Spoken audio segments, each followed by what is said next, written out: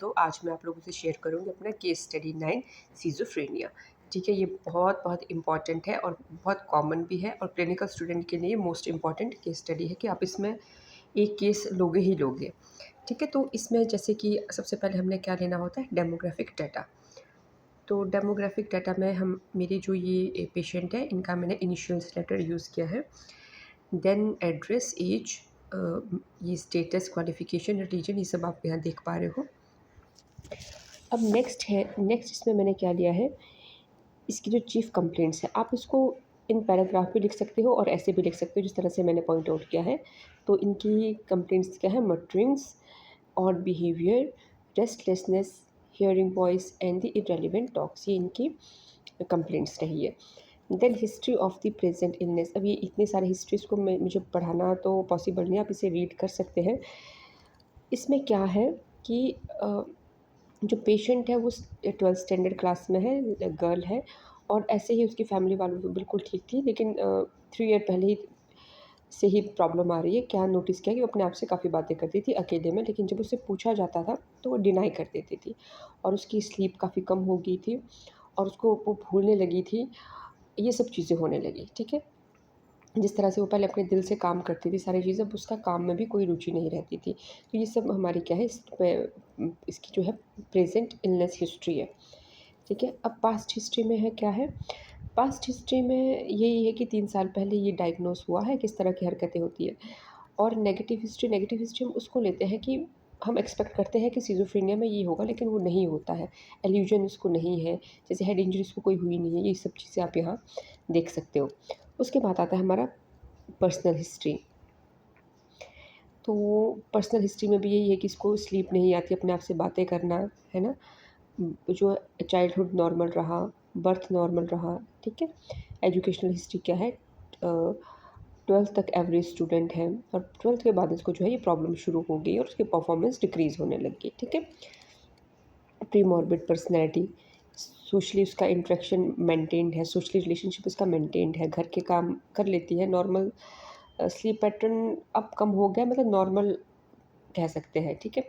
फिर family history में आ जाएगा, फिर आपको मैंने पहले भी कहा है कि हमने क्लिनिकल में जितने भी ये बड़ों के ऊपर, अडल्ट पेशेंट्स के ऊपर हमने जो भी प्रैक्टिकल करना है उसमें हमने मेंटल स्टेटस एग्जामिनेशन हमने करना ही करना है। तो ये बिल्कुल अप टू पॉइंट लिखे हैं, आप इसका स्क्रीनशॉट ले लें। Appearance, level of grooming, level of cleaning, इसको पैराग्राफ में नहीं लिखा है, इस तरह से लिखा है एक-एक चीज़, तो ये आप यहाँ पे देख सकते हैं। देन स्पीच उसकी कैसी है, देखो speech, initiative, reaction speed, volume, ये सब देखो यहाँ पे दूसरी साइड लिखा है, देखो स्लो है, स्पीड स्लो है, वॉल्यूम डिक्रीजेज़ है, पिच नॉर्मल है, ठीक है। मूड एंड इफ़ेक्ट कैसा है, पेशेंट से जब पूछा तो मूड उसने गुड बताया, लेकिन इफ़ेक्ट हमें शैलो लगा।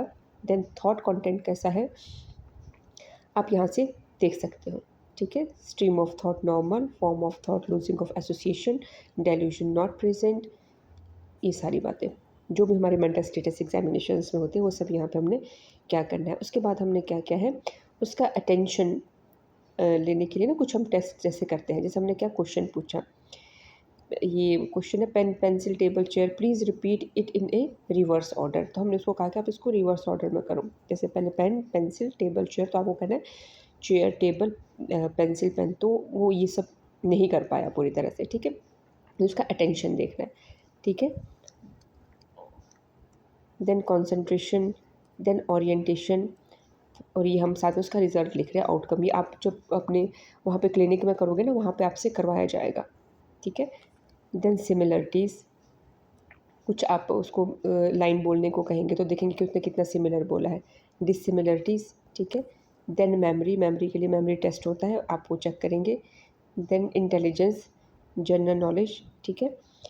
जैसे कि हम पूछ लेंगे कि इंडिपेंडेंस डे कब होता है या कुछ भी है, बिल्कुल माइनर से क्वेश्चन है, क्या उसको आते हैं कि नहीं आते। देन जजमेंट, ठीक है। Provisional diagnosis,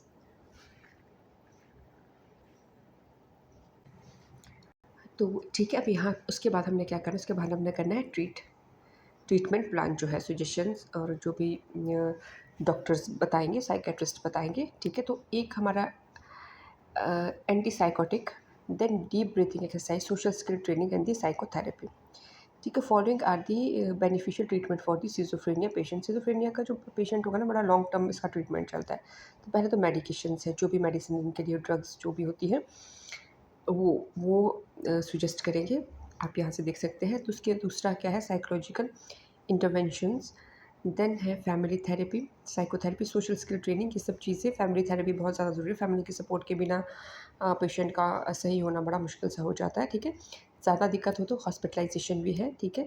electro convulsive therapy भी होती है। ठीक है। उसके बाद अब यहाँ पे आप इसको देख सकते हो कि मैंने यहाँ पे एक जो टेस्ट परफॉर्म किया है, पांस रेटिंग फॉर्म। तो जब पेशेंट आया था, पहले हमने ये जब टेस्ट किया था, बहुत ईजी है इसका फॉर्मेट, मैं कोशिश करूँगी डिस्क्रिप्शन बॉक्स में दे दूँ। तो जब हमने इसको कैलकुलेट किया तो इसका कितना स्कोर आता है, 17। ठीक है। तो उसके बाद हमने क्या करना है, जब हमने सेकंड टाइम ये देखा है, जब थेरेपीज़ वगैरह देने के बाद, तो इसका कितना है, 14। तो इससे क्या इंटरप्रिटेशन लगती है, जो ये पेशेंट है सिज़ोफ्रेनिया की, 5 rating scale is applied on her, she got the 17 on the positive scale in level 1। ठीक है। जो ये लेवल 1 है, इसमें उसका कितना आया है, स्कोर 17, और 26 इन दी नेगेटिव। ठीक है।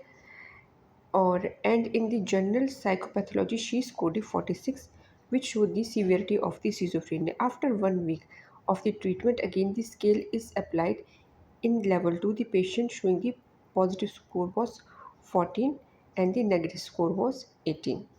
ठीक है। And the general psychology and the score was 31, that show in decreasing in the severity of the symptom. इसको आपने ध्यान से देखना है, इसके अलग अलग लेवल है।